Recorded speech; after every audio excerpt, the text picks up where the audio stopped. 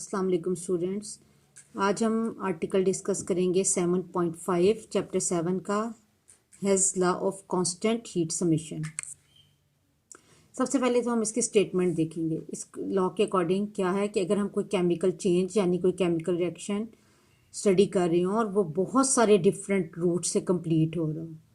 Different root से क्या मुराद है, बाज़ औक़ात हम कोई केमिकल रिएक्शन स्टार्ट करते हैं तो वो सिंगल स्टेप रूट से भी कंप्लीट हो जाते हैं। बाज़ औक़ात उसको कंप्लीट करने के लिए कोई जो दूसरा पॉसिबल रूट होता है वो 2 या 2 से ज़्यादा स्टेप्स के ऊपर मुश्तमिल होता है। तो इससे कोई फ़र्क नहीं पड़ता अगर हम एक ही रिएक्शन को सिंगल स्टेप रूट से या मल्टी स्टेप रूट से कंप्लीट करवा रहे हो तो उसका जो एनर्जी चेंज है उसकी वैल्यू पे कोई फ़र्क नहीं पड़ता, चाहे उसको हम सिंगल स्टेप में कंप्लीट करवा लें या मल्टी स्टेप में कंप्लीट करवा लें। रूट जो मर्ज़ी फॉलो करें, केमिकल चेंज जो रूट फॉलो कर रहा होता है उसका इंथैल्पी चेंज जो है वो सेम ही रहता है। अब इस बात को आप कैसे अंडरस्टैंड कर सकते हैं, इस बात के लिए सबसे पहले तो हम जनरल एग्जांपल लेंगे और फिर वाकई ट्रू एग्जांपल के ऊपर इस लॉ को प्रूव करके हम प्रूव करेंगे कि अगर कोई केमिकल चेंज या कोई केमिकल रिएक्शन एक से ज़्यादा पॉसिबल वे से या पॉसिबल रूट से कंप्लीट हो रहा हो तो ओवरऑल एनर्जी चेंज में कोई फ़र्क नहीं पड़ता, चाहे उसने सिंगल स्टेप रूट को से रिएक्शन को कंप्लीट किया है या उसने मल्टी स्टेप से कंप्लीट किया है। ये जो जनरल एग्जांपल है इसमें आपको बताया गया है कि एक रिएक्टेंट ए है जो प्रोडक्ट डी में चेंज हो रहा है। अगर हम ये रिएक्शन सिंगल स्टेप में स्टडी करें तो इससे आने वाला जो एनर्जी चेंज है उसको नाम दिया जा रहा है डेल्टा एच का। और यही रिएक्टेंट अगर डी में कन्वर्ट करवाते वक्त हम ये मल्टी स्टेप रूट इस्तेमाल करें, यानी पहले ए को बी में चेंज करवा लें, फिर बी को सी में चेंज करवा लें और फिर सी को डी में, तो 3 एंथैल्पी चेंजेस जो आएंगे ए से बी में कन्वर्जन के वक्त वो डेल्टा H1, बी से सी में कन्वर्जन के वक्त डेल्टा H2 और सी से डी में कन्वर्जन के वक्त डेल्टा H3। तो हेज़ लॉ के अकॉर्डिंग चाहे आप इस रिएक्शन को इस रूट से यानी सिंगल स्टेप रूट से स्टडी करें या इसे 3 स्टेप रूट से स्टडी करें, तो जो इंथैल्पी चेंज आपका डेल्टा एच सिंगल स्टेप में आया है वही इन तीनों स्टेप के सम के इक्वल होगा। और अगर हम इन तमाम एनर्जी चेंजेस को जमा करना चाहते हैं तो क्या करेंगे कि डेल्टा एच को उधर ले जाएंगे, तो ये सारे जो इंथैल्पी चेंजेस का जो सम होगा वो क्या हो जाएगा, 0 हो जाएगा। और इस बात को आप यूँ भी कह सकते हैं कि अगर आप ए को डी में कन्वर्ट करवाने के बाद या ए को बी से सी और सी से डी में कन्वर्ट करवाने के बाद वापस ए में चेंज कर देते हैं तो overall delta H cyclic process में 0 के इक्वल हो जाएगा। अब इसको हम एक्सप्लेन कैसे करेंगे, सबसे पहले क्या है कि हमने लेट ए को कन्वर्ट किया डी में सिंगल स्टेप में और इंथैल्पी चेंज जो हीट इवॉल्व आई है डेल्टा एच। और अगर हम यही रिएक्शन मल्टी स्टेप में स्टडी करेंगे तो पहले हम ए को बी में और फिर बी को सी में और फिर फाइनली सी को डी में चेंज करवाएंगे। अब चाहे हम जो मर्ज़ी रूट इस्तेमाल करें, डेल्टा एच की वैल्यू जो सिंगल स्टेप वाले रूट में आएगी वही मल्टी स्टेप वाले रूट में आएगी। Delta H must be the sum of delta H1, delta H2 और डेल्टा H3। इसको अब ट्रू एग्जांपल पर स्टडी करके देखते हैं। पहली एग्जांपल्स जिससे हम हेज़ लॉ को प्रूव कर सकते हैं वो है formation of sodium carbonate. Sodium carbonate को अगर आपने की प्रिपरेशन या फॉर्मेशन को स्टडी करना है तो उसके 2 पॉसिबल रूट्स हैं, एक सिंगल स्टेप रूट है और दूसरा 2 स्टेप रूट है। तो सिंगल स्टेप रूट में क्या किया जाता है, 2 मोल्स NaOH और 1 मोल कार्बन डाइऑक्साइड का डायरेक्ट कैलोरीमीटर में ले लिया जाता है। मैंने आपको बताया हुआ है कि जब भी हमने किसी भी रिएक्शन का एंथैल्पी चेंज मेजर करना हो तो उसको हम प्रैक्टिकली या एक्सपेरिमेंटली कैलोरीमीटर के ज़रिए मेजर कर सकते हैं। तो अगर हम डायरेक्टली 2 मोल्स NaOH और 1 मोल कार्बन डाइऑक्साइड के लेने के बाद ये रिएक्शन स्टडी करें तो सोडियम कार्बोनेट और वाटर के लिए जो इंथैल्पी चेंज रिकॉर्ड होता है वो है -89.08 किलो जूल।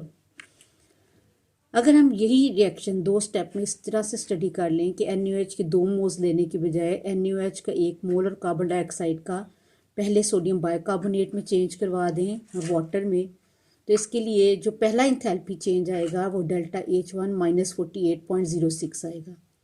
फिर सोडियम बाइकार्बोनेट जो यहाँ पे बना है इसको NaOH के मोल के साथ फिर रिएक्ट करवाया जाए और फिर सोडियम कार्बोनेट और वाटर को फाइनली ऑब्टेन कर लिया जाए। यहाँ पे भी देखें फाइनल प्रोडक्ट्स वही हैं, कोई फ़र्क नहीं पड़ा, लेकिन ये फाइनल प्रोडक्ट्स जो हैं वो एक ही स्टेप में तैयार करवाए गए हैं और यही रिएक्शन 2 स्टेप में इस तरह से कंप्लीट करवाया गया है कि NaOH के 2 मोल्स लेने की बजाय पहले एक के साथ सोडियम कार्बोनेट बनाया गया, बाइकार्बोनेट, डेल्टा एच की वैल्यू रिकॉर्ड की गई है कैलोरीमीटर के ज़रिए -48.06 और यही सोडियम बाइकार्बोनेट जब NaOH के साथ रिएक्ट करके सोडियम कार्बोनेट और वाटर फॉर्म करता है तो डेल्टा H2 की वैल्यू आ जाती है -41.02 किलो जूल। अब हेज़ लॉ की अभी मैं स्टेटमेंट आपको पढ़ा चुकी हूँ, चाहे एक रिएक्शन को सिंगल स्टेप में कंप्लीट करें या 2 स्टेप में, इंथैल्पी चेंज जो सिंगल स्टेप का होगा वो मल्टी स्टेप के तमाम इंथैल्पी चेंजेस के सम के इक्वल होगा। तो अगर हम मैथमेटिकल फॉर्म हेज़ लॉ की अप्लाई कर दें तो डेल्टा H को डेल्टा H1 और डेल्टा H2 दोनों के सम के इक्वल होना चाहिए। डेल्टा H की वैल्यू कैलोरीमीटर के जरिए फाइंड हुई है -89.08 किलो जूल। डेल्टा H की वैल्यू कैलोरीमीटर के जरिए फाइंड हुई है -48.06। डेल्टा H2 की वैल्यू कैलोरीमीटर के जरिए फाइंड हुई है -41.02। प्लस माइनस माइनस हो जाएंगे और माइनस माइनस होंगी वैल्यूज़ ऐड, लेकिन साइन बड़ी वाली वैल्यू का वो नेगेटिव वैल्यू का लगता है -89.08। तो ये दोनों तरफ वाली साइड्स बराबर हो गई। तो क्या प्रूफ हुआ कि चाहे हम केमिकल रिएक्शन को एक स्टेप में स्टडी करें और वही प्रोडक्ट ऑब्टेन करते वक्त कोई मल्टी स्टेप रूट ऑब्टेन करें तो इंथैल्पी चेंज के ऊपर कोई फ़र्क नहीं पड़ता। तो ये हमारा ट्रू एग्जांपल, प्रैक्टिकल एग्जांपल के ज़रिए जो है वो हेज़ लॉ प्रूव हो गया। जब एग्ज़ाम में ये लॉन्ग क्वेश्चन में आता है तो define, explain and proof Hess law आता है। तो अब जब आप डिफ़ाइन करेंगे फिर आप जनरल एग्जांपल से उसको एक्सप्लेन करेंगे। तो प्रूफ करते वक्त आप सोडियम कार्बोनेट की जब एग्जांपल एक्सप्लेन करते हैं तो ये आपने इक्वेशंस और डेल्टा H की वैल्यू खुद लिखनी होती है, खुद आप इसको याद करेंगे और उसके बाद लेफ़्ट हैंड साइड और राइट हैंड साइड को इक्वल करके प्रूफ करेंगे कि वाकई अगर कोई केमिकल रिएक्शन जैसे कि सोडियम कार्बोनेट की फॉर्मेशन एक ही स्टेप में स्टडी कर ली जाए या 2 स्टेप में स्टडी कर ली जाए तो कोई फ़र्क नहीं पड़ता इंथैल्पी चेंज या हीट चेंज के ऊपर। 2 स्टेप्स का इंथैल्पी चेंज भी वही आता है जो कि सिंगल स्टेप का होता है। अब हम नेक्स्ट एग्जांपल देखेंगे हेज़ लॉ की।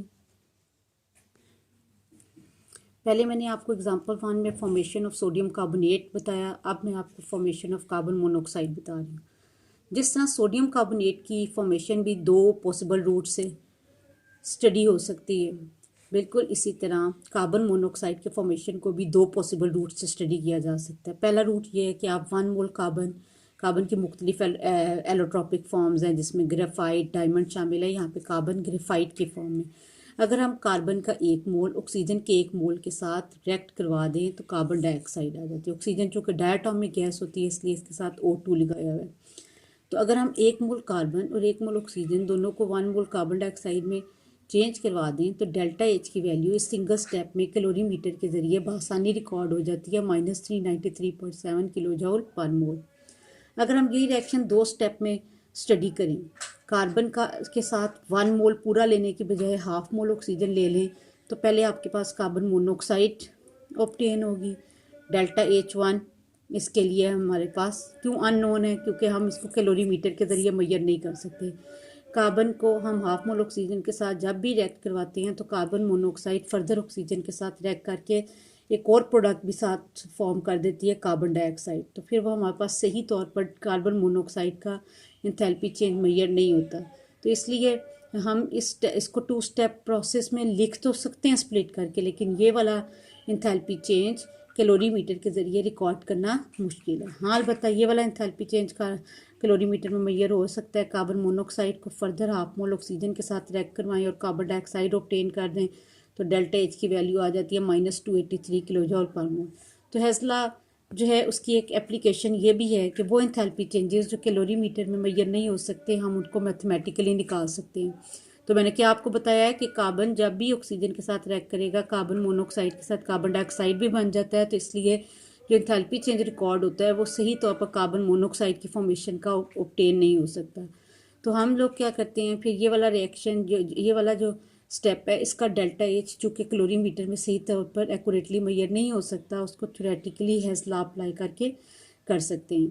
तो चाहे आप कार्बन डाइऑक्साइड की फॉर्मेशन सिंगल स्टेप में स्टडी करें या 2 स्टेप में स्टडी करें, हेज़ लॉ के अकॉर्डिंग इंथैल्पी चेंज हमेशा सेम ही रहेगा।